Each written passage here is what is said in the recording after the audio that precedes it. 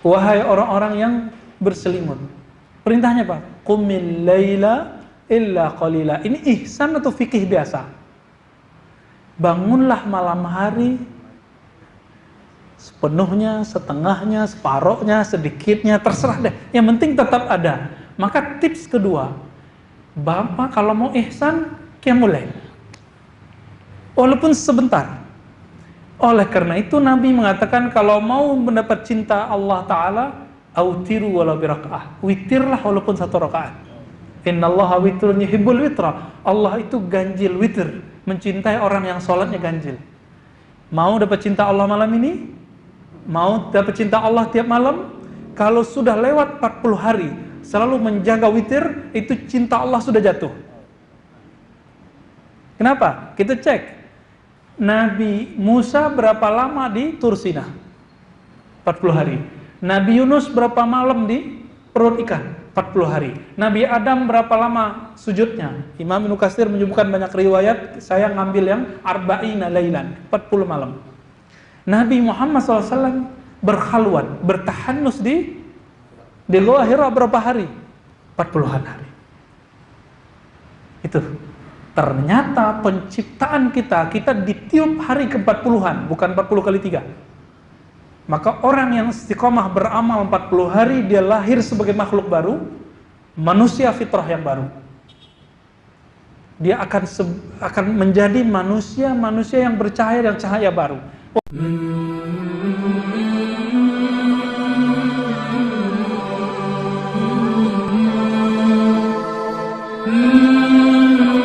Assalamualaikum warahmatullahi wabarakatuh.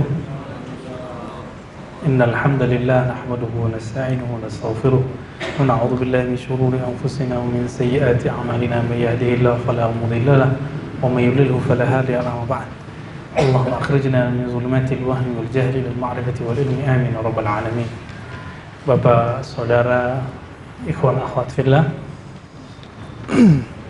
materi kita akan diambil dari hadis pertama yang ditulis oleh Imam Muslim dalam Sahih Imam Muslim mengenai kisah Nabi SAW didatangi oleh seorang laki-laki berbaju putih, berambut sangat hitam, lalu duduk di depan Nabi dengan sangat beradab sekali.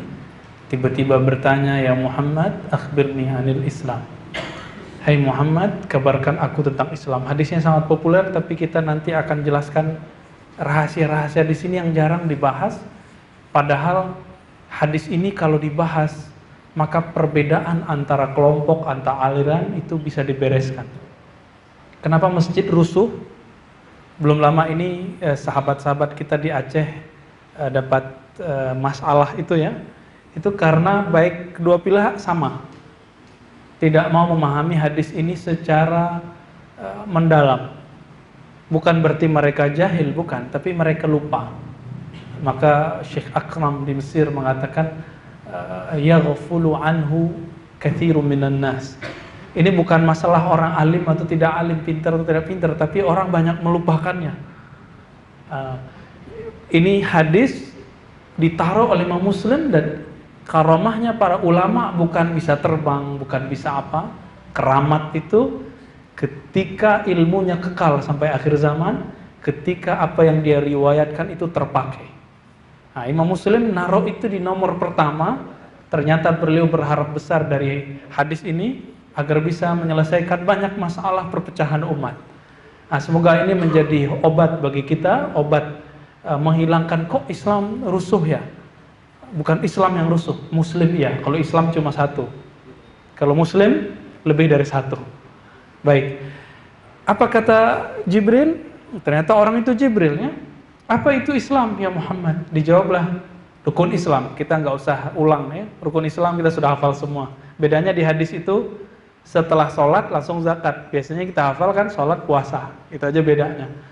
Terus pertanyaan kedua apa? Kita ringkas saja hadisnya. Apa itu iman? Iman secara bahasa artinya percaya.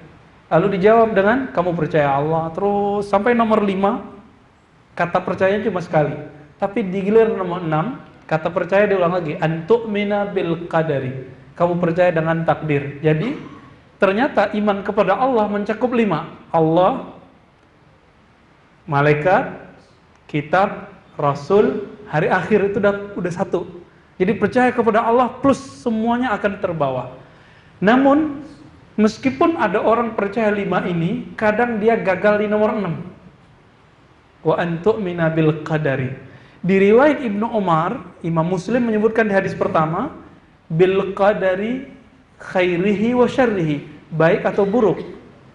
Tapi perlu diingat, orang mukmin itu tidak pernah merasakan takdir itu buruk, semua takdir bagi dia baik. Kata baik dan buruk itu perkataan asumsi. Maka Ibnu Umar menyebutkan, saya mencurigai bahwa ini adalah penjelasan Ibnu Umar, karena di hadis nomor 2 tidak disebutkan baik dan buruk. Abu Hurairah juga meriwayatkan hadis yang sama. Apa kata Abu Hurairah? Nabi bersabda, kau beriman dengan takdir kullihi, semuanya, bukan baik buruk. Jadi maksudnya apa? Bagi mukmin takdir itu semuanya baik. Contoh nih, kalau saya sakit, bapak ibu sakit, itu baik atau buruk? Secara zahir buruk, ya, sepakat? Buruk? Buruk. Namun bapak ibu mungkin punya anak, punya saudara, punya teman dokter, perawat, atau kerja di bidang kedokteran, apoteker. Kalau nggak ada orang sakit, dokter hidup nggak? Perawat punya kerjaan nggak? Satpam di perawat itu di rumah sakit bekerja nggak? Apoteker jaya nggak? Enggak. Ternyata Allah buat seperti itu. Maka sakit itu ada hikmahnya pada yang sakit, ada hikmahnya pada yang tidak sakit. Itu sebabnya kata Nabi dalam hadis lain, kullu amril mu'min khair. Semua keadaan urusan orang beriman itu baik. Berarti persepsi mainnya. Ya, semuanya main persepsi. Mau 01, 02 menang itu baik sebenarnya bagi orang mukmin. Ingat, bagi orang mukmin. Nggak malah mikir, kenapa ya saya sudah nyoblos ini kok yang menang ini? Nggak, dia nggak akan begitu. Antu'mina bil qadari khairihi wa syarri. Ini perlu. Karena kita sudah doa di mana-mana. Ya. Udah kor-kor di mana-mana. Kalau nggak paham bab ini, orang akan putus asa beragama. Di mana-mana. Ya. Ini yang bikin orang rusuh. Kenapa? Tidak paham hadis bab iman. Oke. Kemudian pertanyaan yang ketiga, apa itu ihsan? Ihsan secara bahasa Arab artinya mengindahkan sesuatu, membaguskan sesuatu. Tetapi Nabi menerjemahkan ihsan apa? Anta'budallaha ka'annaka tarah. Engkau ibadah seakan-akan engkau memandangnya, jika tidak engkau merasa dipandangnya. Kalau tadi jelas, sholat 5 waktu. Mulai dari awal takbir, akhirnya assalamualaikum. Zakat jelas, puasa jelas. Kalau yang ini gimana caranya? Ada rukunnya nggak? Ada caranya nggak? Ada, cuma kita nggak dapet aja. Kita taunya beragama itu cuma yang pertama sama yang kedua. Lalu setelah itu orang itu bertanya lagi, Jibril ternyata bertanya lagi, matas sa'ah, kapan itu kiamat? Dijawab oleh Nabi, al-mas'ul yang ditanya tidak lebih tahu daripada yang menanya. Sekarang kan banyak berkembang hadis-hadis umur umat. Ya, umur umat 1500 tahun. Itu semua hadisnya palsu, bukan hanya dhaif. Semua hadisnya palsu, ya. Nah, nanti kita jelaskan di waktu yang khusus. Lalu Nabi menjelaskan mengenai amaratiha, syarat-syaratnya atau ciri-cirinya. Jadi yang boleh dipelajari itu ciri-ciri kiamat. Nggak boleh mengimani tanggal berapa, tahun berapa kiamat. Nanti mirip-mirip kayak beberapa ajaran Kristen ortodok itu yang masih ingat nggak dulu? Tahun 2009, bulan 9, tanggal 9, jam 9 kiamat. Jadi nggak? Nggak jadi. Nggak ada, itu semua sirrun min asrarillah. Rahasia-rahasia Allah. Maka jika ada hadis-hadis yang menyebutkan angka-angka tentang kiamat, pastikan itu palsu. Karena bertentangan dengan Al-Quran dan bertentangan dengan hadis sahih. Nah, Ketika ada sahabat bertanya, "Ya Rasulullah, mata sa'ah?" Kapan terjadi kiamat? Kalau yang bertanya sahabat, jawabannya beda. Tapi kalau yang bertanya Jibril, jawabannya beda lagi. Yang nanya nih sahabat, apa jawaban Nabi? Mata ma'adatta laha. Hadis Bukhari, hadis sahih. Apa yang kamu persiapkan untuk kiamat? Gitu. Jadi Nabi ketika yang nanya orang pinter, dijawabnya dengan kepintaran orang itu. Kalau orangnya malah bingung, nggak punya orientasi, maka dikasih arahan. Kamu gak usah nanya kapan kiamat, tapi persiapan kamu apa? Emang kalau sudah tahu kiamat, mau ngapain? Ya, ini sekarang yang hitung-hitung kiamat 1500, kan sekarang udah berapa Pak? 1440, tambah 13 tahun di Mekah, sisa berapa? Kan kacau tuh ya, berarti 1430-an udah kiamat. Angka-angka ini pasti tidak sesuai dengan sunnah Rasulullah dan ajaran Allah dalam Al-Quran. Setelah itu orang itu pergi, tidak ada bekasnya, dilihat belum nggak ada lagi. Nah, inilah kelebihan malaikat. Malaikat itu bisa menyerupakan. Kita sama malaikat perlu takut nggak? Hebatan malaikat atau jin? Malaikat apa jin? Hebat mana? Malaikat apa jin? Kenapa orang pada takut sama jin? Coba, jin-jin juga heran loh. Kok mereka pada takut sama gue? Jin itu berharap dia nggak ditakuti orang kayaknya. Kecuali jin syaitan nih. Jin-jin syaitan. Itu memang senang kalau orang takut. Resek gitu. Saya nggak percaya main indigo, wallahi. Ini usul iman. Karena di Quran dikatakan, mereka ya raunakum, melihat kamu min haitsu la tarawnahum, dari sisi, dari arah, dari dimensi yang kamu tidak bisa melihat mereka. Maka kalau ada orang melihat jin, apa kata Imam Syafi'i? Imam Syafi'i wafat 204, sekarang sudah 1440, udah diprediksi itu orang-orang indigo dan acara-acara indigo itu. Apa kata beliau? Man qala ra'aitul jinna faqad kadzab. Siapa yang mengatakan aku melihat jin, dia pembohong besar. Di riwayat lain faqad kafar, tapi yang benar bukan kafar, kafar kufur. Yang benar yang pertama ya, kazab, berbohong. Karena Al-Quran mengatakan yang kamu pandang itu bukan jin, itu asumsimu. Jadi kalau ada kita yang pernah ngelihat yang aneh-aneh, itu bukan jinnya Pak, tapi itu asumsi, apa yang tergambar. Saya punya mahasiswa orang Padang. Di sana nggak ada namanya kuntilanak, yang ada namanya si Jundai. Si Junda itu rambutnya panjang, mirip kuntilanak, cuma nggak bolong perutnya. Ngaji, tinggal di asrama yang saya carikan untuk kajian beberapa mahasiswa, kita sebut Ribak, di Ciputat sana. Ada beberapa mahasiswa nginep. Di lantai 4, itu disapa sama makhluk halus, katanya gitu ya. Rambutnya panjang dan bla bla bla. Itu apa yang dia lihat? Apakah itu jin? No. Itu yang dia lihat hanyalah imajinasi dan waswasnya. Iwaswisu fi sudurin nas. Jadi waswasnya yang dia lihat, bukan jinnya. Nah, ini rahasianya sebenarnya. Setan ketawa Pak kalau kita ngaku-ngaku ngelihat jin, karena sudah melanggar Al-Quran. Oh Ustadz, ada orang yang bisa jadi mediator. Kalaupun iya, itu nggak bisa dilihat. Ya, oke.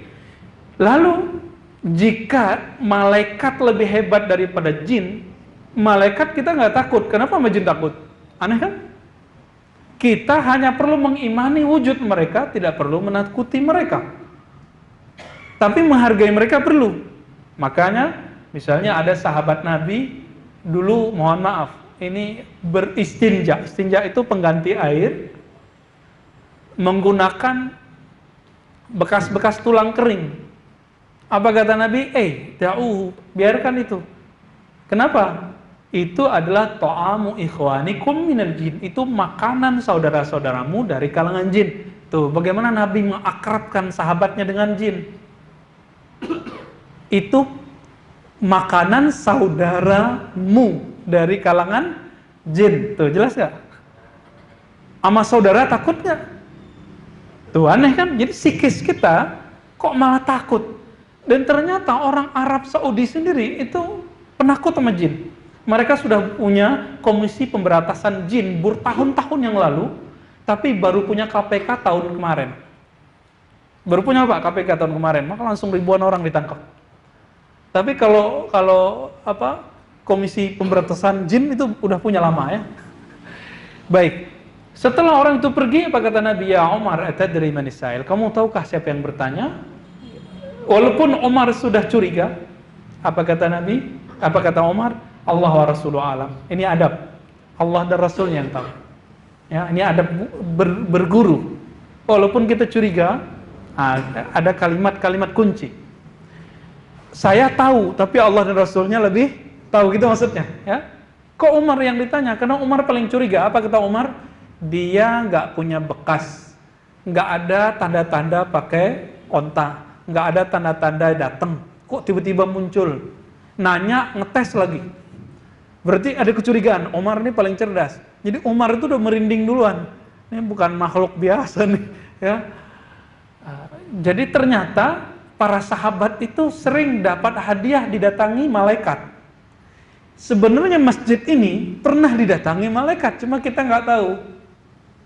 Ya, sekarang juga ada, tapi bentuknya bukan bentuk manusia, Pak. Bentuknya masih bentuk aslinya, dan mereka banyak berkerubungan di atas. Apa dalilnya? Bukan saya sok tahu, itu Nabi yang mengatakan. Ya, apa kata Rasulullah SAW? Inna lillahi malaikatan tawafin. Allah mempunyai malaikat-malaikat yang tawaf. Hadis sahih. Tawaf artinya apa? Berkeliling. SK-nya cuma satu, mencari majelis zikir. Yaltanisuna majlis al-ilm, majlis az-zikr. Kalau di hadis itu majlis az-zikr, maknanya majelis ilmu. Mereka tugasnya cuma satu, mencari majelis zikir. Maka di mana ada majelis zikir, majelis ilmu, majelis yang mendekatkan diri kepada Allah, yang mendekatkan hati umat, bukan untuk memecah umat. Maka majelis-majelis ini didatangi oleh malaikat ini. Malaikat ini nama aslinya adalah malaikat rahmat, tapi disebut di situ tawafin. Ya, jadi sadar atau tidak, Bapak, sadar makan Allah, di atas kita ada mereka, di sekitar kita ada mereka. Kalau ingin dapat bau malaikat, sering-sering ke majelis ta'lim, ya. Tapi majelis ta'lim yang mendekatkan hati kepada Allah, yang mendekatkan kalbu kepada sesama umat, ya. Jadi kalau yang kajian yang bikin kita jauh dari umat, itu menjauhkan kita kepada Allah Ta'ala. Hati-hati. Lalu apa kata Nabi? Itu Jibril, zaka Jibril, itu Jibril ja'akum liya'allimakum dinakum, datang kepada kamu untuk mengajarkan din, agama. Maka di sini para ulama kita membuat rumusan bahwa din, agama itu ada 3 unsurnya. Yang nomor 4 udah masuk ke rukun iman. Yang nomor 4 tadi apa? Kapan? Kiamat, udah masuk ke rukun iman. 3 tahapan, 3 kesempurnaan. Pertama al-Islam, yang kedua al-iman, yang ketiga al-ihsan. Kita mengira kalau sudah Pak Haji, Islamnya sudah sempurna. Iya, Islamnya sudah sempurna, tapi imannya belum sempurna, ihsannya belum sempurna. Artinya agamanya belum sempurna. Gitu. Mungkinkah orang yang belum haji, tidak sanggup zakat, dia sampai ke derajat ihsan? Mungkin. Itu sangat mungkin. Apakah orang alim, ulama, doktor, LC, MA itu mesti orangnya sampai ke derajat ihsan? Belum tentu. Bisa jadi jamaah biasa udah nyampe. Ya bisa jadi. Bisa jadi nggak kiai, nggak dikenal sebagai ulama, justru dia setiap sholat merasakan hadirnya Allah Ta'ala. Udah nyampe ke ihsan. Kalau kiai, ustadz malah sebelum ceramah mikirin, mau ceramah apa gue nih? Hati-hati Pak. Ini rahasia saya sebelum belajar ihsan. Sebelum saya matang belajar ihsan, dulu kalau mau ceramah mikirin, ceramah apa gue nih? Ya, mikir. Jadi dalam rokaat itu malah mentartib bahan-bahan ceramah. Makanya sholatnya nggak nikmat. Lain lagi sama karyawan, mikirin kerjaan, pegawai mikirin kepegawaiannya, pedagang mikirin dagangannya, macam-macam. Jadi orang sibuk dengan apa yang di bawah, yang di luar. Nah, inilah problem orang yang tidak ihsan. Sibuk dengan yang di dunia, terus dibawa persoalan dunia ke dalam ibadah. Nah ini seharusnya kan dibalik, ibadahnya dibawa ke dunia. Ini enggak, dunianya dimasukin ke ibadah. Makanya pikirannya keluyuran pas sholat. Baru takbir, Allahu Akbar udah keluyuran kemana-mana ya. Iya, begitu nggak? Kenapa? Kita baru belajar sholat al-Islam, belum belajar sholat al-iman dan al-ihsan. Oke. Al-Islam itu melahirkan satu ilmu bernama fikih. Apa arti fikih? Pemahaman terhadap hukum Islam yang zahir. Contoh, setiap buku-buku fikih dimulai dari cara bersuci. Di sini ada kajian fikih? Ada ya? Dimulai dari fikih? Dimulai dari taharah bersuci? Iya. Bersucinya apa? Bersuci dari hadas besar, hadas kecil. Pakai apa? Pakai air. Air ada 7 macam. Terus ada lagi kategorisasi air. Air suci, mensucikan, suci tidak mensucikan, air mustakmal, air bla bla bla bla bla. Kapan air tidak suci? Itu pembahasan fikih. Pembahasan fikih. Kita dari dulu belajar al-Islamnya baru di situ-situ, jalan di tempat. Coba Pak. Ini supaya gampang. Jadi belajar al-Islam itu bisa satu paket sama al-Islam. Nggak usah lama-lama, bisa langsung. Nggak usah nunggu tua dulu, pakai puasa 40 hari dulu, nggak perlu ya.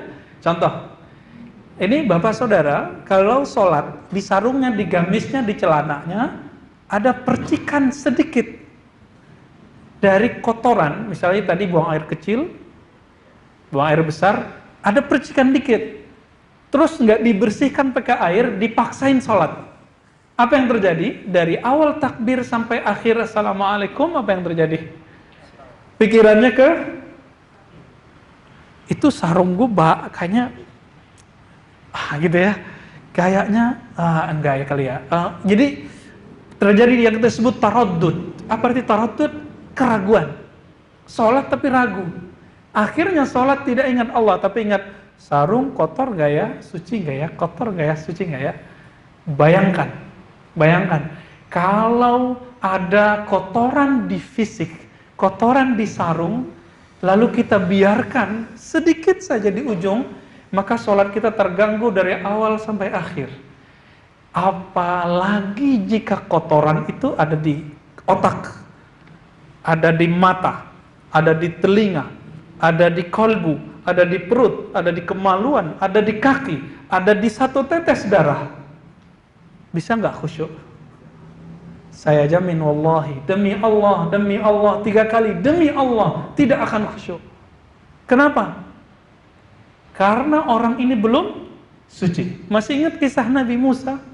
Dalam surat Thaha, Nabi Musa itu pengembala. Pengembala, sendalnya pasti kena kotoran. Ketika dia melihat cahaya, dibilang ke istrinya, anak dari Nabi Syuaib, wahai istriku yang saleha, kamu pulanglah ke rumah, tunggulah di sana, aku hendak memenuhi panggilan Rabbku.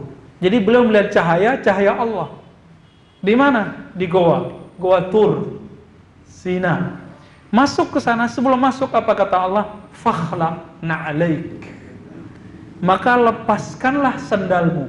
Jadi ternyata masuk ke rumah ibadah, melepas sendal, itu syariat sudah tua dari Nabi Musa alaihissalam dan bertahan sampai hari ini. Saya sudah masuk sinagog pakai sendal. Udah masuk gereja belum? Masuk gereja pakai sendal. Tapi masuk masjid, la yajuz, ya, nggak boleh pakai sendal. Sendalnya taruh, pikirannya bawa, kolbunya bawa. Jangan sampai bawa sendal, tapi pikiran taruh di pintu. Ya, ini yang terjadi. Apa bahasa makan Allah? Jangankan kita, Nabi Musa ada kotoran di sendalnya, ini filosofi aja sebenarnya, hikmah. Fakhla'an alaik, tinggalkan sendalmu karena ada kotoran di situ, baru masuk. Ya. Ini disebut muqaddasi tua. Ya, tua bukan tua bahasa Indonesia, tua tempat, nama tempatnya ya. Muqaddas itu tempat yang suci. Jamaah hadirin yang hadirat yang muliakan Allah. Jadi ketika bersuci, waktu menyuci wajah, langsung itikadkan, ya Rabb, gugurkan dosa mataku. Itu sudah sampai di ihsan. Sudah sampai di ihsan langsung. Ketika mencuci tangan, ya Allah, di tanganku ada maksiat. Di tanganku ada kezaliman. Maka tolong bersihkan. Begitu terus sampai kepada ujungnya. Ketika mengusap kepala, ya kepala kita kan banyak pikiran joroknya. Ya, berapa file yang jorok-jorok di sini? Sangat banyak. Nah, itu yang makanya Imam Malik mengharuskan untuk mengusap dari depan sampai belakang balik lagi. Tapi Imam Syafi'i melihat di ayatnya nggak mesti semua kok gitu. Jadi perbedaan ini hanya perbedaan para imam. Tapi ayatnya tidak menyinggung itu. Nah, jadi bisa sebenarnya. Kembali ke fikih. Ihsan itu bercontoh aja biar gampang nyampenya. Kita kembali ke fikih. Fikih ini karena pemahaman fisik. Tadi Imam Malik ini imam salafus soleh.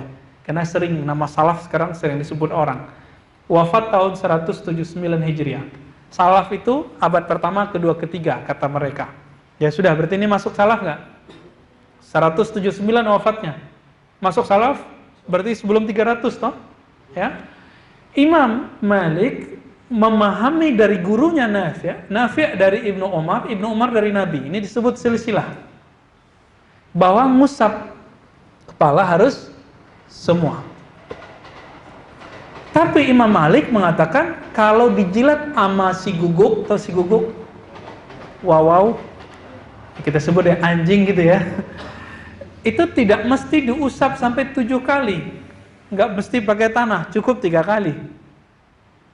Kenapa? Beliau dapat riwayat begitu, menjadi jalur Abu Hurairah. Tapi Imam Syafi'i dapat riwayat lain yang lebih kuat, dibersihkan pakai tanah sekali lalu disiram. Ya, sampai 7 kali dengan hitungan tanah itu. Dan Imam Syafi'i memilih. Jadi ini yang disebut mazhab. Jadi mazhab itu bukan agama baru. Mazhab itu adalah pemahaman hadis. Jadi bolehkah bermazhab? Bukan boleh lagi, wajib. Bermazhab itu wajib. Karena kalau tidak bermazhab, lalu paham nggak? Karena bermazhab artinya berfaham. Gitu ya. Jadi tolong diluruskan. Saya nggak mau ikut mazhab Syafi'i. Nah, mungkin yang kita bayangkan mazhab Syafi'i itu buatan Imam Syafi'i, itu keliru, Pak.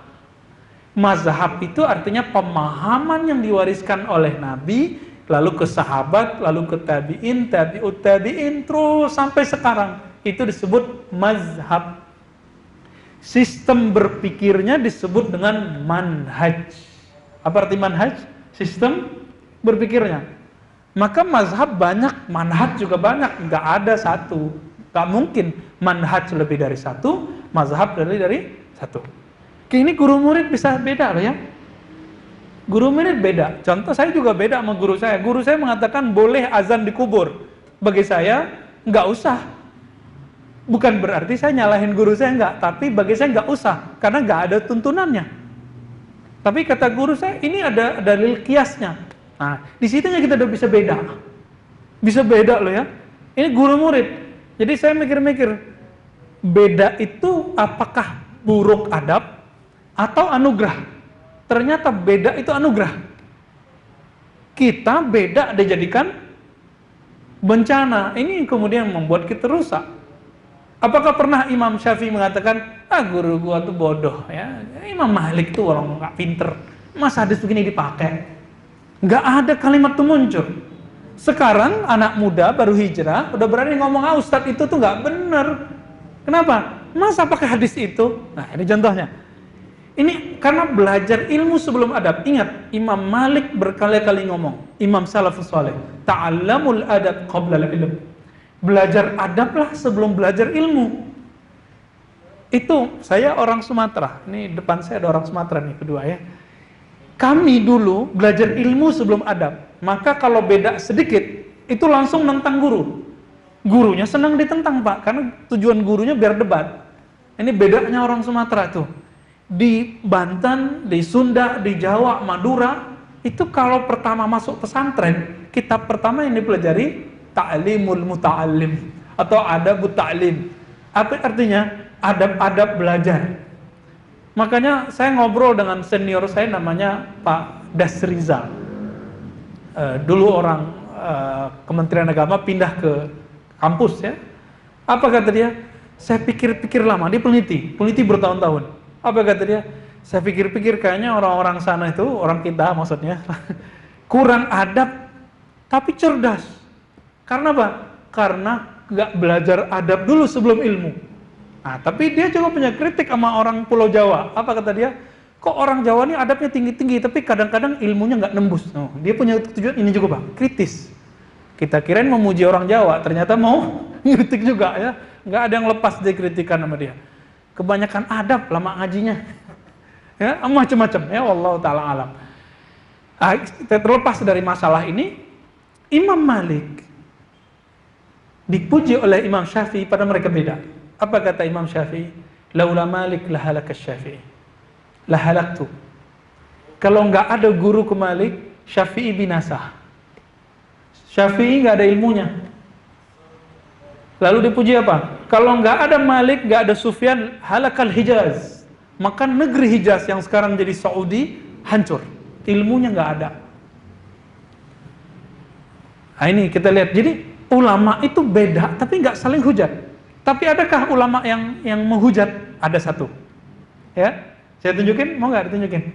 Ya, sebelum Imam Syafi'i itu ada ulama yang seumuran dengan Imam Malik, namanya Hammad bin Zaid. Siapa? Hammad bin Zaid. Hammad bin Zaid ini tinggal di Basrah. Basrah dekat Baghdad, Irak. Nggak jauh dari situ kayak Jakarta sama Bandung. Ada namanya Kufah. Basrah ini kota-kota orang yang rendah hati, banyak ilmu hadis. Tapi di Kufah kota politik, banyak pembohong, banyak pencitraan. Banyak pembual, banyak hadis palsu. Tapi juga banyak orang pinter. Karena ini rumus, di mana banyak kemungkaran, maka di situ banyak kebaikan. Kalau ada orang buat mungkar, maka amar ma'rufnya kenceng. Itu udah rumus, sunatullah. Di mana ada orang suka nyalah-nyalahin, maka di sini ada orang yang suka bener-benerin gitu. Di mana ada dakwah yang keras, maka nanti dakwah yang lembut juga akan bertambah kuat. Itu sunatullah. Ya, sunatullah terjadi. Ahmad bin Zaid mengata-ngatai seorang imam yang kita kenal selama ini imam hebat. Siapa nama imamnya? Imam mazhab pertama yang kita kenal siapa? Abu Hanifah. Sebelum beliau sebenarnya sudah banyak, tapi yang kita kenal kebanyakan orang awam adalah Imam Abu Hanifah. Wafat tahun 150 Hijriah, beliau wafat, Imam Syafi'i lahir. Abu Hanifah. Imam Abu Hanifah ini karena tinggal di Kufah. Dulu belum ada Google, belum ada YouTube, belum ada telepon. Maka kalau ngecek hadis nggak bisa pakai telepon, nggak bisa pakai Google. Dulu kalau mau ngecek hadis harus melakukan perjalanan manual, pakai onta, sampai kemana. Orang mengatakan saya dapat hadis dari fulan, harus dikejar. Fulannya negeri mana harus dikejar.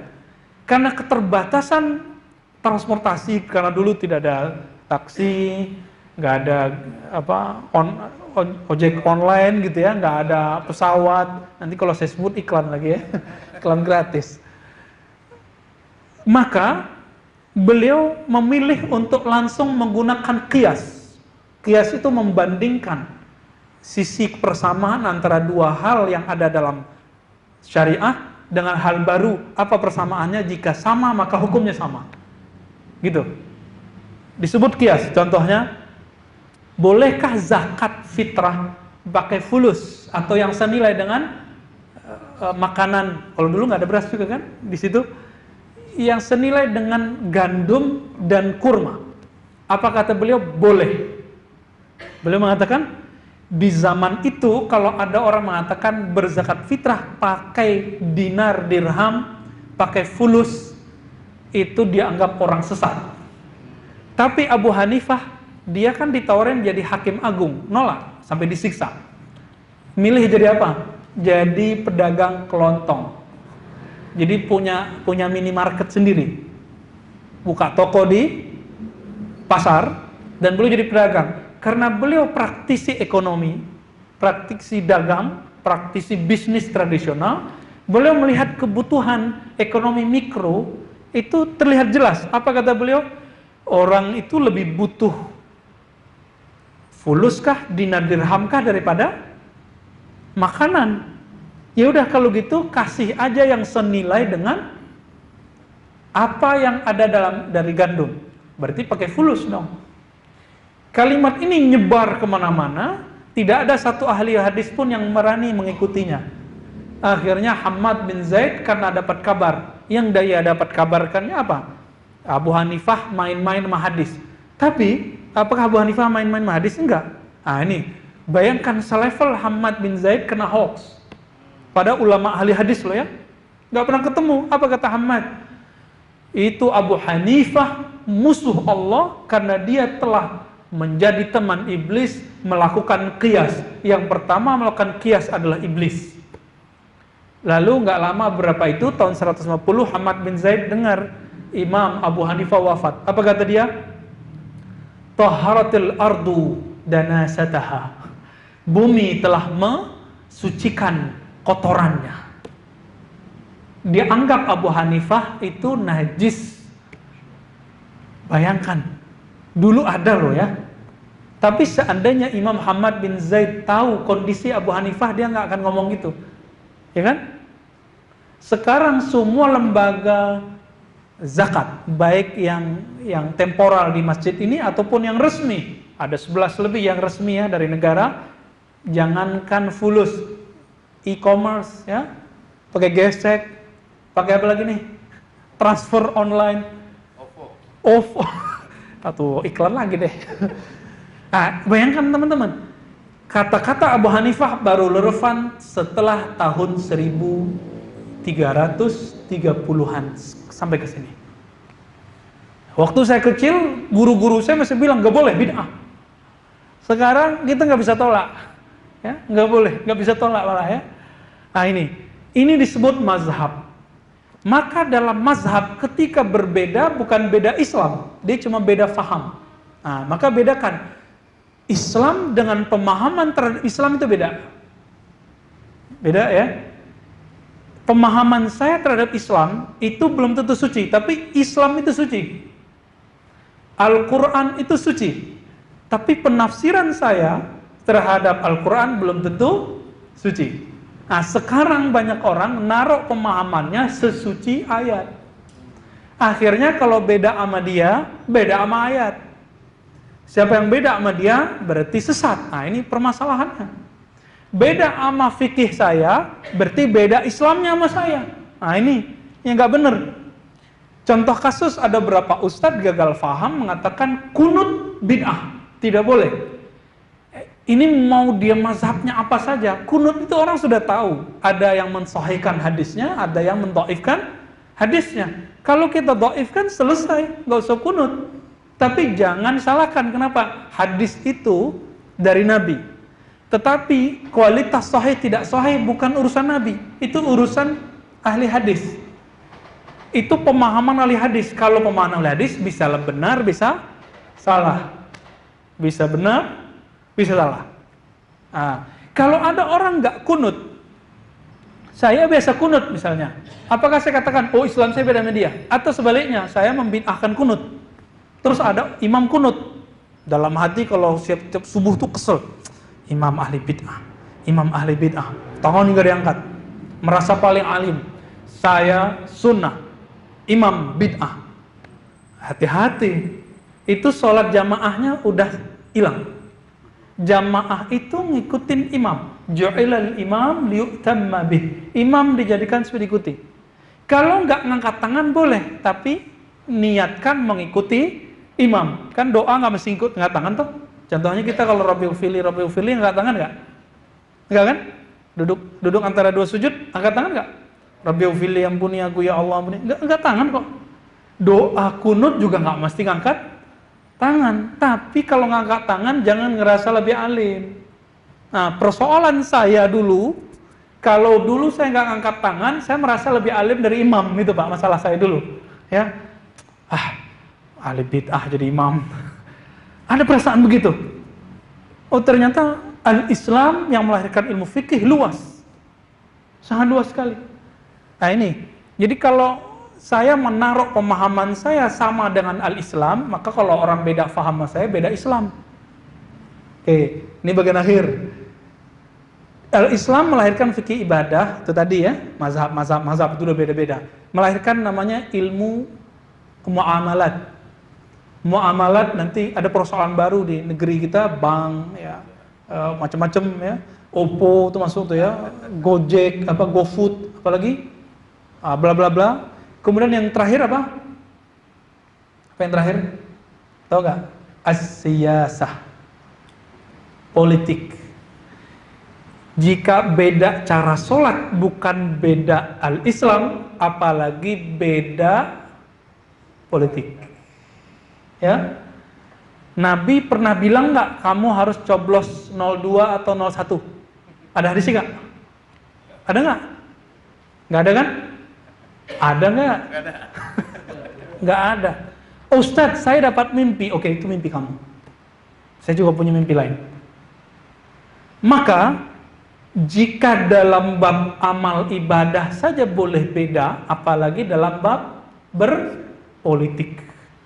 Ini kita sudah diadu-adu, pinter kan tim suksesnya? Nih coba lihat, supaya kita sadar Pak. Pertama yang diadu ulama habaib dengan ulama dan habaib. Ya kan? Pertama diadu, terus. Akhirnya muncullah ulama versi ini, ulama versi ini. Saya baru sadar kemarin Pak. Ya, kita baru sadar kemarin. Kok sekarang yang muncul di MK itu bukan ulama-ulama gitu? Kok cuma orang-orang hukum? Mana ulamanya? Mana jamaahnya? Kalau kopiah mah itu urusan lain ya. Kalau jenggot mah urusan lain. Kemana ulama yang dulu beradu-adu itu? Mana? Terus abis itu yang diadu umat, ya muncullah kemudian itu hebatnya tim sukses. Nggak tahu belajar ke siapa tuh ya tim suksesnya.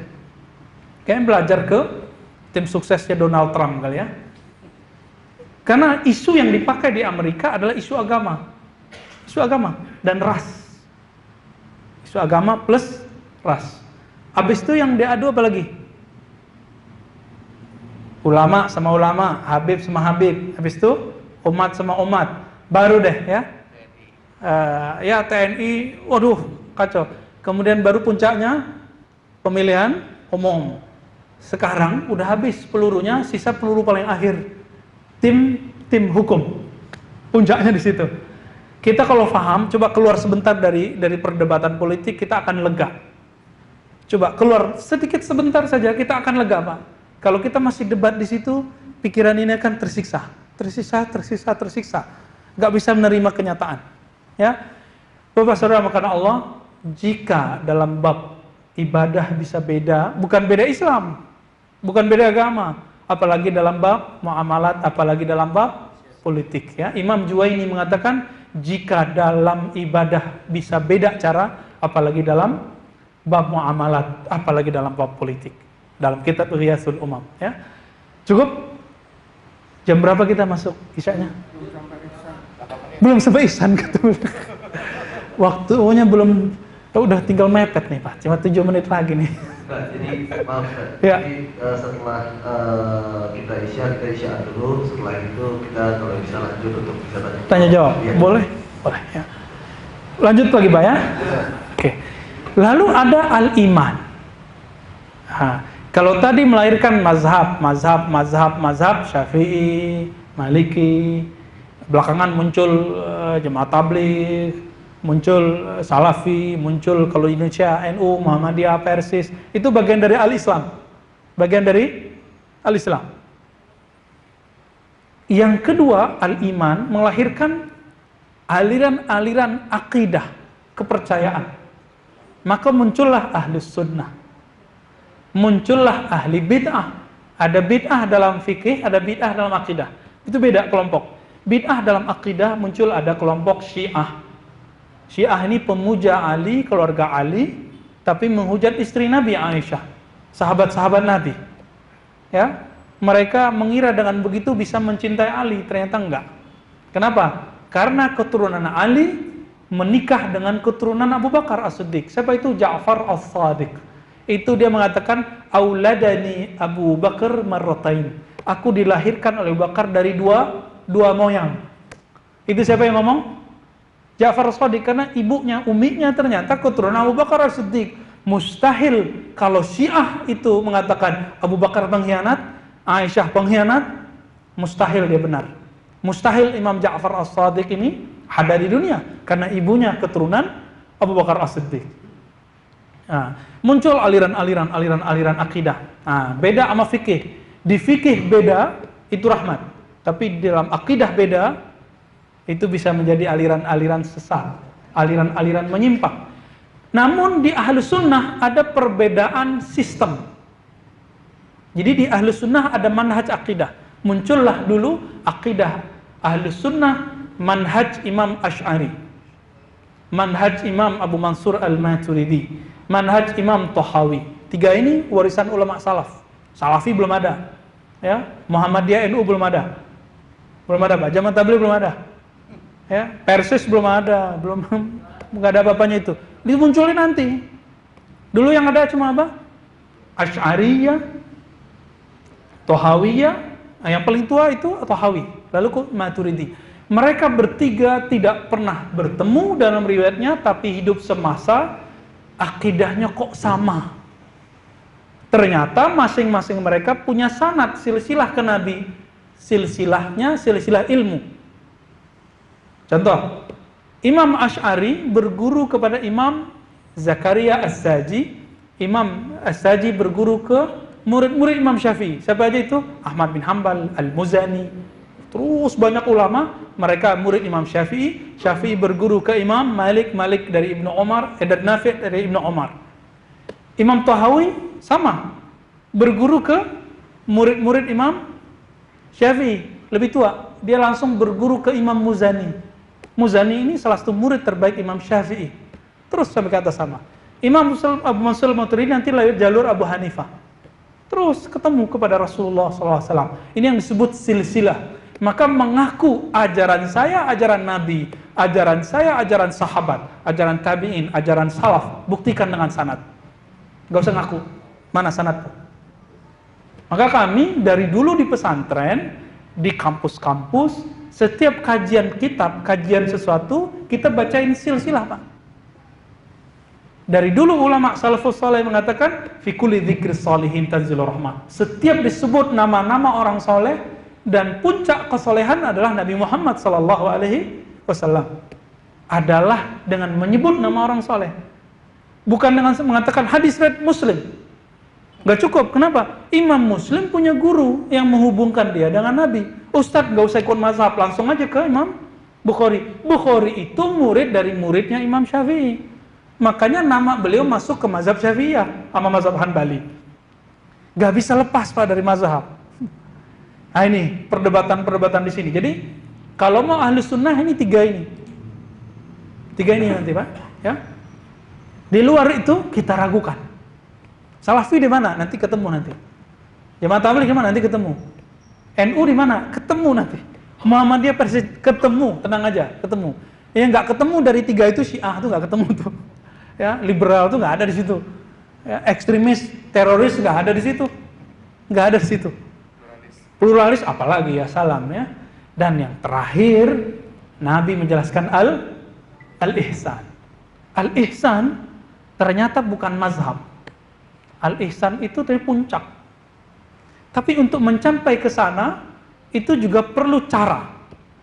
Nah, al-ihsan melahirkan ilmu yang populer di kalangan orang dengan tazkiyatun nafs, muhasabah, tasawuf, sampai Buya Hamka nulis tasawuf modern. Tahu Buya Hamka? Ya, tasawuf modern. Sekarang orang kayaknya gengsi nyebut tasawuf. Saya katakan tasawuf warisan ulama salafus saleh. Tahu dari mana? Baca kitab Hilyatul Auliya, ditulis oleh ahli hadis Imam Abu Nu'aim Al-Asbihani, itu imam salafus saleh juga, ya, mewarisi ilmu salafus saleh. Walaupun dia belakangan wafatnya, tapi ilmunya ilmu salafus saleh. Dia mulai imam tasawuf itu dimulai setelah Nabi adalah Abu Bakar As-Siddiq. Ya, itu aneh gak tuh? Berarti tazkiyatun nufus, muhasabah, zikir-zikir, Itu warisan tarekat sufi, namanya tarekat sufi. Jadi jika di fikih ada mazhab, maka dalam ihsan ada tarekat. Maka muncullah tarekat Naqsyabandiyah, tarekat Qadiriyah, Tijaniyah. Namun ingat, sebagaimana di mazhab ada penyimpangan, ada fanatisme, di tarekat nanti juga ketemu. Maka ada tarekat yang sesat, ada Pak, saya ketemu kok. Banyak ya. Bapak saudara karena Allah, itu baru sedikit Pak. Jadi kalau ingin belajar al-Islam, mesti lewat mazhab. Kalau ingin belajar akidah, ahlus sunnah.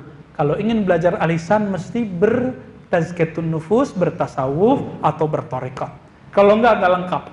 Jadi al-Islam sepertiga, al-iman sepertiga, al-ihsan sepertiga. Siapa yang cuma ngambil sebagian, berarti agamanya belum sempurna. Mari kita sempurnakan ajaran ini. Maka kurikulum masjid ini harus kurikulum 3 kajian itu. Jangan fokus cuma di fikih, fokus cuma di akidah, atau fokus cuma di tasawuf. Kalau tasawuf nanti jadi liberal semua Pak. Baik, kita cukupkan kajian. Kalau mau tanya jawab nanti tafadhol, mungkin ada sekitar 25 menit atau 15 menit setelah Isya. Wassallallahu ala nabi Muhammad. Assalamualaikum warahmatullahi wabarakatuh. Baik, Bapak Saudara yang melakukan Allah, mau ada tanya jawab? Ya, langsung beliau nih tanya jawab. Assalamualaikum warahmatullahi wabarakatuh. Assalamualaikum. Kami hormati mohon mengajak sedikit untuk bekal kita semua, untuk membekali kita semua mengenai masalah ihsan. Barangkali tidak terlalu mendalam, tapi poin-poin bagaimana amalan orang-orang ihsan itu sampai. Ya. Ihsan itu sama dengan Islam dan iman. Dia warisan dari Nabi. Maka imamnya Islam adalah Nabi, imamnya iman adalah Nabi, imamnya ihsan adalah Nabi. Oleh karena itu metodologinya, metodenya, thariqah-thariqahnya, mazhab-mazhabnya, manhaj-manhajnya mesti ngikutin ke Nabi SAW. Namun amalan Nabi itu, kan hadis itu acak. Walaupun ada bab-babnya, hadis itu tetap acak. Maka Al-Quran kan juga ditulis acak. Bukan berarti nggak sistematis, itu justru mukjizatnya. Biar orang nggak bosan.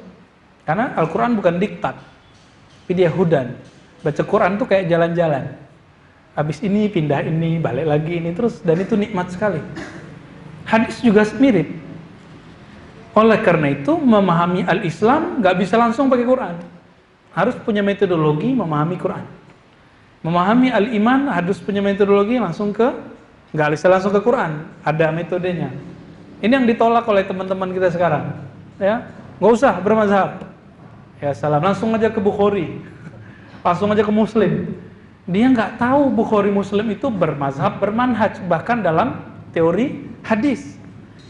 Sahih menurut Bukhari itu beda mazhab dengan sahih menurut Muslim tuh. Mau dijelaskan nanti jadi problem lagi, pusing lagi nanti ya. Apa bedanya, di mana bedanya? Kemudian begitu juga al-ihsan. Ihsan itu Nabi. Ketemu di Sahih Bukhari, ketemu di Quran, ketemu di mana-mana, namun itu acak. Siapa yang paling mengenal ini? Bukan orang yang baca Quran dan baca Sahih Bukhari Muslim, enggak. Baca doang enggak yaminan. Jadi kalau ada orang bilang, ayo kita kembali Quran sunnah dengan membaca, enggak cukup. Enggak cukup. Di Quran sudah dikasih rule-nya. Thariqahnya dikasih di Quran. Apa thariqahnya di Quran? Fas'alu ahlal dzikri in kuntum la ta'lamun. Jadi pertanyaan Bapak sudah pas. Bertanyalah, belajarlah, ambillah ilmu al-Islam, al-iman, al-ihsan dari ahli zikr. Ahli zikr itu ahli al-Islam, ahli al-iman, ahli al-ihsan tadi. Ahli fikih, ahli aqidah, ahli tasawuf. 2, 3 ya. Jadi aneh kalau ada ustadz ditanya tentang satu hal dia nggak pakar. Ini 3 ini ada orang yang mengerti semua, menjalani semua, ada orang yang cuma dia sepertiga aja. Maka di sini ada spesialisasi. Nah, bagaimana cara supaya orang jadi dokter spesialis berapa tahun? 10 tahun. Ditambah dokter umum 4 tahun, 5 tahun, 6 tahun lah ya sama koas-koasnya.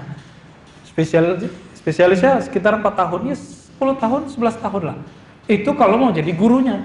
Tapi kalau mau jadi pengamalnya nggak perlu bertahun-tahun. Nah, coba kita lihat. Ada seorang sahabat yang meriwayatkan hadis mengenai sholat, namanya Ibn Malik ya. Malik Ibn Al-Hurais ya. Apa kata dia? Saya dan para sahabat-sahabat saya belajar kepada Nabi 20 hari, nginep di masjid. Karena masjid Nabi itu pesantrennya Nabi Sallallahu Alaihi Wasallam. Jadi mereka mau belajar al-Islam, al-Iman, al-Ihsan. Gimana caranya? Langsung praktek, bukan pengajian. Ini pengajian cuma pengantar. Gimana untuk mendapatkan, kalau fikih harus ada praktek gak? Umur berapa kita baru lancar sholat? Mulai belajar dari TK, kelas 6 SD masih sikut-sikutan sama teman. Belum tahu rahasia fikih. Itu baru sholat fikih, 6 tahun belum beres sholatnya. Belajar akidah. Nah, nanti kalau mau Ustaz Tengku belajar akidah, dulu beliau sering ngomong akidah tuh ya, kritik-kritiknya terhadap aliran-aliran itu banyak. Enggak, ditanya-tanya beliau tuh. Beliau orang lama tuh di bidang itu ya, katanya mau terusin ya, sama Tengku. Terus, kalau gimana dengan ihsan, tasawuf, atau tazkiyatun nufus? Enggak ada yang instan. Enggak ada yang instan. Dan ternyata ayat-ayat yang pertama turun bukan al-Islam. Bukan al-Islam, tapi al-Ihsan dan al-Iman. Ayat pertama turun apa? Iqra bismi rabbikal ladzi khalaq. Itu ayat ihsan, Pak. Bacalah dengan nama Rabbmu, penciptamu yang menciptakan. Siapa yang menciptakanmu? Allah. Maka di situ ada zikrullah. Maka ada namanya zikru ismil jalalah. Zikir menyebut nama Allah. Allah, nggak bid'ah. Itu dalilnya. Kan beberapa orang bilang ini bid'ah, zikir Allah bid'ah. Karena Allah bukan sebuah kalimat. Dia lupa ayat pertama turun perintahnya itu. Jadi cara gampang ihsan, Pak, cari orang ahli zikir Allah, Pak. Itu caranya ya. Bapak nggak percaya juga, ayat kedua turun, surat kedua turun, Al-Muzammil. Ada yang mengatakan Al-Muddathir, tergantung ahli tafsirnya mana. Saya lebih cenderung ke Al-Muzammil. Ayat ihsan, coba lihat. Wahai orang-orang yang berselimut. Perintahnya apa? Qumil laila illa qalila. Ini ihsan atau fikih biasa? Bangunlah malam hari sepenuhnya, setengahnya, separohnya, sedikitnya, terserah deh. Yang penting tetap ada. Maka tips kedua, Bapak kalau mau ihsan, qiyamul lail. Walaupun sebentar. Oleh karena itu Nabi mengatakan kalau mau mendapat cinta Allah Ta'ala, autiru walau biraka'ah. Witirlah walaupun 1 rakaat. Innallaha witrun yuhibbul witra. Allah itu ganjil witir, mencintai orang yang sholatnya ganjil. Mau dapat cinta Allah malam ini? Mau dapat cinta Allah tiap malam? Kalau sudah lewat 40 hari selalu menjaga witir, itu cinta Allah sudah jatuh. Kenapa? Kita cek. Nabi Musa berapa lama di Tursina? 40 hari. Nabi Yunus berapa malam di perut ikan? 40 hari. Nabi Adam berapa lama sujudnya? Imam Ibnu Katsir menyebutkan banyak riwayat, saya ngambil yang arba'ina lailan, 40 malam. Nabi Muhammad SAW berkhalwat, bertahanus di Gua Hira berapa hari? 40-an hari. Itu. Ternyata penciptaan kita ditiup hari ke-40-an, bukan 40 kali 3. Maka orang yang istiqomah beramal 40 hari, dia lahir sebagai makhluk baru, manusia fitrah yang baru. Dia akan menjadi manusia yang bercahaya dan cahaya baru. Walaupun mukanya nggak berubah, tapi cahaya mukanya akan berubah. Ini yang disebut simahum fi wujuhihim min atharis sujud. Simahum, apa arti sima? Alamat, tanda-tanda kecerahan ada di wajah mereka, bekas sujud. Bekas sujud itu bukan hanya jidat hitam, itu ya, itu jelas. Sujud itu apa? Sujud. Sujud itu kepala di bawah tempat buang air besar. Di bawah tempat, di bawah nggak tuh? Tadi kita sujud, maka orang-orang yang sujud, wajahnya terlihat, Pak. Wajahnya betul-betul sejuk melihatnya. Nggak ada wajah keangkuhan.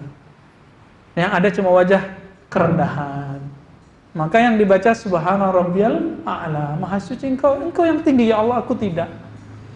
Maka orang-orang yang sujud, dia tidak sombong dengan gelarnya, dia tidak sombong dengan ilmunya, dia tidak sombong dengan jabatannya, dia tidak sombong dengan pencapaian-pencapaian duniawinya, apalagi pencapaian ukhrawinya. Apalagi udah ngaji kesekian, udah denger, enggak ada. Umar bin Abdul Aziz sholatnya 100 rakaat tiap hari. 100 rakaat presiden loh ya. Itu khalifah, bisa dibayar. Khalifah sibuk nggak? Ya, pengurus masjid sibuk belum puasa ya. Ya, ini masya Allah seorang rais al-balad, pemimpin negeri, pemimpin negara, sholat 100 rakaat tiap hari. Itu beliau ditanya, Umar bin Aziz, ente lebih mulia atau Muawiyah? Muawiyah kan diisukan. Beliau ini kan perang sama Ali. Ali ini paling dekat ke Nabi, lebih dekat dari Muawiyah. Apa jawaban Umar bin Abdul Aziz? Debu yang menempel pada tubuh Muawiyah lebih mulia daripada sholatku yang 100 rakaat. Kenapa? Itu beliau memandang Rasul. Itu Muawiyah berjihad bersama Rasul. Adapun masalah politik itu urusan mereka. Politik jangankan Muawiyah sama Ali, Aisyah sama Ali aja perang. Aisyah istri Nabi, tidur sama Nabi. Nabi dikubur, itu dia tidur di kubur Nabi. Sampai kemudian Umar dikubur di sana, baru kemudian dikeluar. Ternyata kubur itu kena hukum fikih juga. Ya, nggak boleh perempuan buka jilbab di kubur yang bukan mahramnya tuh, Aisyah tuh, fikih Aisyah Pak. Nggak ada kan fikih begitu sekarang. Orang-orang cuek aja, nggak pakai jilbab masuk ke kuburan umum. Ya nggak malu dia ya. Nggak malu, pakai jilbab dong minimal ya, yang bagi ibu-ibu, mbak-mbak itu. Bapak saudara makan Allah, jadi itu baru 2 Bapak ya. Nanti Bapak turun ayatnya, ketemu lagi ayat ke-8-nya, mirip perintahnya. Kalau tadi Iqra, sekarang wazkurisma rabbik, sebut nama Rabbmu. Tadi cuma baca aja deh, mau paham nggak paham, mau ada rasa nggak ada rasa. Sekarang wazkur, ingat. Ternyata zikir tuh ingat nggak Pak Allah kayak gimana Pak? Ada ingat kayak gimana Allah? Di mana tinggalnya Allah? Rupanya Allah nggak ada, karena memang Allah tidak butuh rupa, tidak butuh tempat tinggal. Allah lah yang membuat rupa, Allah yang membuat tempat. Maka ditutup dengan ayat laisa kamitslihi syai'. Surah Asy-Syura ayat 11. Tiada yang serupa dengannya. Maka ketika disebut Allah, ya Allah, la ilaha illallah subhanallah, apapun zikirnya yang diiktikadkan adalah ya Allah, hanya Engkau yang tahu hakikatmu. Yang aku bisa bayangkan cuma kebaikan-kebaikanmu. Maka di Quran zikir yang paling banyak adalah mengingat nikmat, bukan mengingat zat. Nggak ada mengingat zat, apalagi nggak sifat, nggak kuat. Jadi jangan bayangin Allah di mana. Ya, wajahnya langsung berubah Pak. Siapa yang bayangin Allah di mana, saya langsung lihat wajahnya tuh udah aneh. Ya, tuh saya bisa lihat Pak. Ini bukan ilmu kebatinan, enggak. Itu di psikologi sudah ada. Orang yang meyakini Allah bertempat, langsung wajahnya berubah. Ada kelelahan di wajah ini. Coba, orang pembohong kan kelihatan di ilmu itu, ya, di psikologi. Ketemu Pak. Orang jujur ada. Orang garing gini hidungnya itu udah. Orang main upil sama orang bohong kan beda. Ya kan? Beda gimmick wajahnya dan tangannya. Jadi sederhananya gitu, Pak. Pertama, cari ahli wazkurisma rabbika, cari ahli iqra bismi rabbik, cari ahli qumil laila illa qalila. Cari ahli zikir, cari ahli tahajud, cari orang-orang ini, dan mereka biasanya punya silsilah kepada Nabi. Bukan silsilah biologis, tapi silsilah cara salat Nabi. silsilah cara zikir Nabi. Bukan mengatakan ini hadis fulan. Oh, itu biasa. Itu siapa aja bisa ngomong. Ya. Gitu, Pak. Tafadhol. Masih? Udah jam 8 kurang 14. Oke, Satu pertanyaan lagi ya. Ya. Assalamualaikum warahmatullahi wabarakatuh. Assalamualaikum. Saya, nama saya Demas. Ya, silakan Pak. Tadi Pak Ustadz mengumumkan ending di MK tidak ada selamat namanya ya. Ya. Nah itu gimana Allah? Allah maunya apa sih gitu ya? Ya. Terima kasih. Saya juga lagi nunggu Pak Allah maunya apa sih? Yang pasti wa ma tasya'una illa ayyasha Allah, itu jawabannya. Tidaklah kamu berkehendak kecuali itu kehendakmu tunduk kepada kehendak Allah. Saya nggak bocorin rahasia langit karena saya bukan ahli langit. Saya cuma kasih wirid aja, Pak. Wirid tiap pagi yang Nabi ajarkan, orang yang membaca ini bahagia. Orang yang baca ini dia pasti masuk surga. Nabi mengatakan begitu. Zikirnya sudah biasa kita baca tapi kita tidak tahu rahasianya. Apa itu? Raditu billahi rabbah. Rob, kata Rob itu rahasianya luar biasa. Raditu, ya Allah aku rela. Aku terima. Billah, dengan apa saja yang Allah tentukan sebagai Rob. Apa Rob? Yang maha mencipta, yang maha mengurus, yang maha menentukan. Sebelum kita lahir Allah sudah tahu siapa yang bakal jadi presiden. Ya kan? Maka kita katakan, ya Rob, aku sudah nyoblos. Aku sudah menyumbangkan apa yang seharusnya menurutku benar. Mungkin menurut engkau belum tentu benar. Tapi apapun yang terjadi, bantu aku ya Allah untuk ridha dengan kehendakmu. Itu Pak, coba. Jadi baca raditu billahi robba, jangan cari angka, tapi nikmati. Raditu billahi robba, ya Allah, aku sekarang saat ini dari ujung rambut, mata, telinga, lidah, dada, kaki, semuanya meridhai kehendakmu. Aku terima kehendakmu. Bapak punya sakit, coba katakan, wahai sakitku, aku ridho, kamu nempel, jika itu ridho Allah. Tapi jika Allah tidak ridho, cepat-cepat kamu pergi. Insya Allah pergi, Pak. Ya, udah banyak yang mengamalkan ini ya. Nabi Ayub itu kan ditanya sama istrinya. Istri yang terakhir. Jadi istri yang pertama dan terakhir. Kan istrinya banyak. Karena beliau sudah sakit kulit, ya ditinggalin sama semua istrinya sih. Salah satu istri. Beliau di syariat Nabi Ayub tidak boleh motong rambut. Tapi karena semua aset, kan Nabi Ayub ini kaya. Semua asetnya sudah habis, dijual-jualin semua untuk ngobatin 7 tahun, 7 bulan lebih beliau sakit. Di riwayat Imam Ibnu Katsir dikatakan lebih dari 7 tahun, wallahu alam ya. Mana yang benar karena riwayatnya Israiliyat semua. Lalu apa yang dikatakan? Ada orang butuh rambut, maka dijual rambutnya, dibotakin rambutnya. Maka beliau marahnya bukan main. Kenapa? Dalam syariat Nabi Ayub, rambut bagian dari yang tidak boleh dipotong. Gitu yang kita pahami. Akhirnya diusir. Bahkan dia bernazar akan mukul sekian kali. Ada riwayat menyebutkan 300 kali. Nah, maka di situ apa yang membuat dia mengusir istrinya? Bukan hanya rambutnya, tapi pertanyaan istrinya. Wahai suamiku, engkau kan Nabi Allah. Ya. Nabi doanya kan mustajab. Nabi doanya mustajab. Ternyata tidak semua orang yang punya doa mustajab minta suka-suka dia. Nah, ini rahasia Nabi Ayub nih. Terus mau apa? Hei suamiku, mintalah kepada Allah sembuh. Oh, di situ itu puncak kemarahannya. Apa jawaban beliau?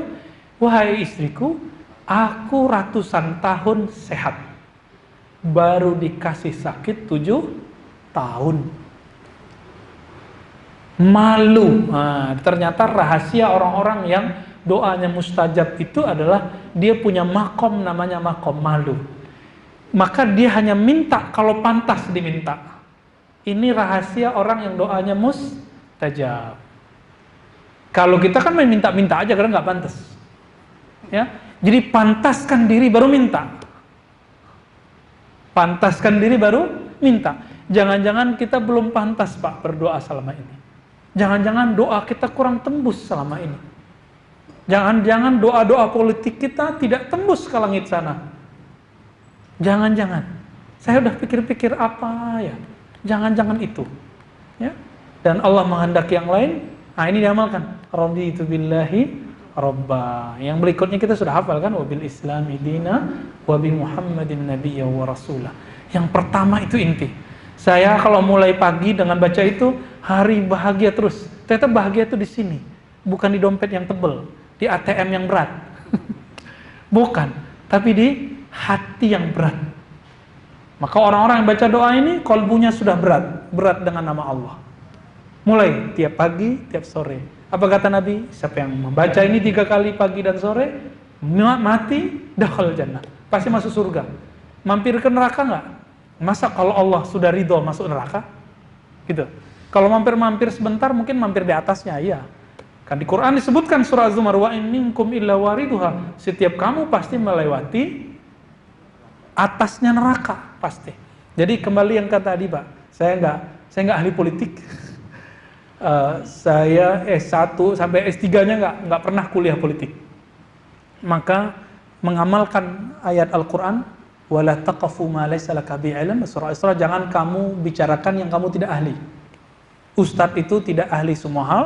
Ustadz itu ahli zikir, mungkin ahli fatwa sebagian, ahli kolbu sebagian, tapi untuk politik enggak. Bapak coba lihat, Aisyah kurang pintar apa? Ketika berpolitik gagal. Yang menang Ali. Ali kurang hebat apa? Semua keilmuan dan mazhab-mazhab, torikot-torikot, dan semua ajaran-ajaran akidah, Ahlus Sunnah, Syiah, bahkan semuanya itu mengklaim dirinya pengikut Ali. Coba cek, Ahlus Sunnah ya lihatnya Ali, Syiah lewat Ali, Mu'tazilah lewat Ali semua, torikot-torikot sufi ahli lagi, mazhab-mazhab fikih ahli lagi. Malik berguru juga ke Ja'far as-Shadiq, Ja'far as-Shadiq keturunan Ali.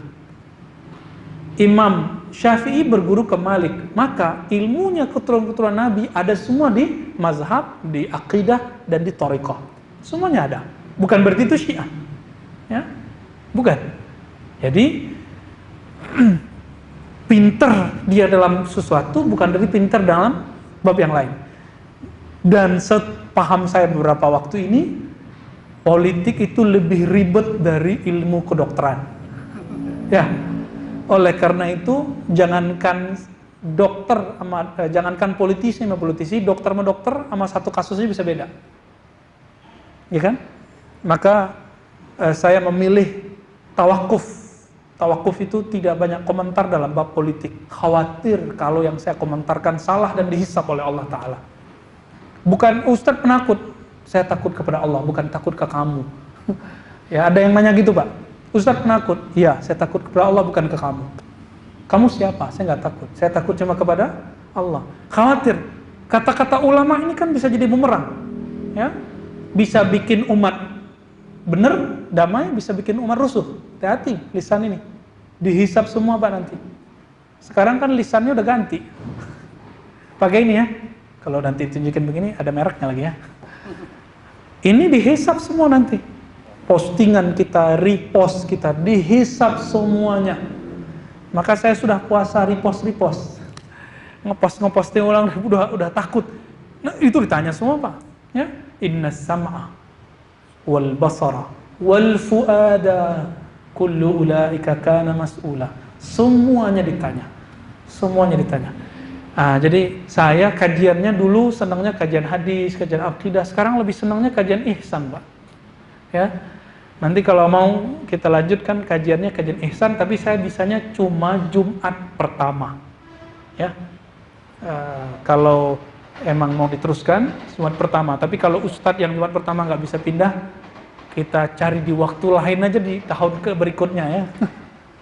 Semoga kajian ini bermanfaat, semoga hati kita tambah dekat sesama kita, tambah husnuzon dengan orang lain yang beda faham, tambah dekat kepada Allah Ta'ala. Amin ya rabbal alamin. Raditu billahi rabba wa bil islami dina wa bi Muhammadin nabiyyu wa rasula. Subhanakallahumma wa bihamdika asyhadu an la ilaha illa anta astaghfiruka wa atubu ilaik. Assalamualaikum warahmatullahi wabarakatuh.